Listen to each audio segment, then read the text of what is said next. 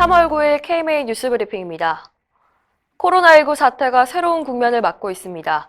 방역당국이 대구 경북 지역 신천지에 대규모 집단 감염을 집중 관리하는 사이에 요양원과 복지시설, 아파트, 스포츠센터와 노래방 등 다중이용시설을 중심으로 한 소규모 집단 감염이 전국 곳곳에서 발생하고 있습니다. 대구 달서구 한마음 아파트에서 확진자 46명이 나와서 코호트 격리됐고, 충남에서는 줌바 댄스 워크숍 참가자들 중심으로 92명의 확진자가 쏟아졌습니다. 서울 성동구에서도 한 주상복합 아파트 관련 확진 환자가 13명이나 발생했습니다. 경북 창녕에선 한 코인 노래방에서 7명의 확진자가 나왔습니다. 전문가들은 감염 확산을 막기 위해서 전 국민이 사회적 거리 두기에 동참하는 것이 중요하다는 지적입니다. 한편 9일 0시 기준으로 확진자는 7,382명, 사망자는 51명입니다. 코로나19 사태가 아직도 심각 단계인데 정부는 국내 방역 성과를 내세우고 있어 비판을 사고 있습니다. 보건복지부 박능우 장관은 어제 브리핑에서 정부의 방역 체계가 효과적으로 상황을 통제하고 있다고 말했는데요. 드라이브스루 검체 채취나 GPS를 이용한 역학조사 등은 세계적인 모범 사례가 될 것이라고 자평했습니다. 또 우리나라의 진단검사는 세계 어느 나라보다 빠르고 많다면서 한국의 환자 수가 많은 것은 월등한 진단검사 역량 때문이라고 설명했습니다. 장관의 이런 발언은 자칫 국민을 방심하게 만들 수 있다고 전문가들은 우려합니다. 한 감염내과 교수는 현 단계에서 국민들이 사회적 거리 두기를 소홀히 할 경우 또다시 문제가 커질 수 있다며 상당히 주의가 필요한 시점인데 잘못된 신호를 주는 것 같다고 지적했습니다. 코로나19 백신과 치료제는 언제쯤 나오는 걸까요? 국내 기업들이 앞다퉈 연구 개발에 뛰어들고 있습니다.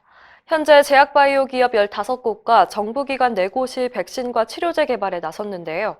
예방 백신의 경우 GC 녹십자와 SK바이오사이언스 등 백신 개발 경험이 있는 기업을 중심으로 이뤄지고 있습니다. SK바이오사이언스는 변종 바이러스에 신속 대응할 수 있는 백신 제조 플랫폼 개발에 착수했습니다. 치료제의 경우 셀트리온이 국내 의료기관에서 코로나19 완치자의 혈액을 공급받아 개발에 나섰습니다. 다만 대부분 업체가 개발 초기이고 단기간에 성과를 내기 어렵기 때문에 민관 협력이 절실하다는 지적도 나오고 있습니다. 유럽의 경우 코로나19 치료제와 진단제품 개발을 위해서 우리 돈으로 약 590억 원이 투입됐습니다. 마스크 대란이 사그라들 기미가 보이지 않습니다. 의사들도 마스크를 못 구해서 안절부절인데요. 단 2장으로 한 달째 번갈아 쓰고 있다는 안타까운 사연도 들립니다.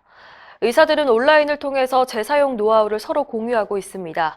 알코올을 뿌려서 건조하기, 햇빛에 말리기 등 다양한 방법들을 쓰고 있다는데요. 그나마 최선의 방법은 자외선으로 마스크를 살균 처리하는 것이라고 합니다. 마스크를 접거나 구기면 필터 효과가 줄어들고 세탁을 하면 아예 망가진다고 하니까요. 참고하시길 바랍니다. 또 마스크 겉과 속은 최대한 건드리지 말고 사람이 밀집된 곳이 아니라면 잠깐 벗어서 습기를 제거하는 것도 요령이라고 합니다. 총선이 다가오면서 여당이 공약으로 내세운 의대 정원 확충이 화두에 오르고 있습니다. 부족한 의사 수를 충원하기 위해서 지역 의사 특별 전형 제도를 도입해서 의대 정원을 확대하고 의과 대학이 없는 곳엔 의대를 신설하겠다는 겁니다. 하지만 의료계는 코로나19 재난 상황을 이용한 꼼수라는 비판입니다. 무작정 의사 수만 늘린다고 공공의료 인력이 확충되는 게 아니란 걸 여당도 잘 알면서 총선용 포퓰리즘 공약을 남발하고 있다는 지적입니다. 민간 의료기관이 90% 이상을 차지하는 우리나라에서는 의사 수를 늘리기보다 민간 의료기관의 공공 역할을 확대하고 그에 대한 보상을 충분히 하는 것이 실효성이 높다는 게 의료계 입장입니다. 이상으로 뉴스 브리핑을 마칩니다. 자세한 사항은 의협신문을 참고하시길 바랍니다.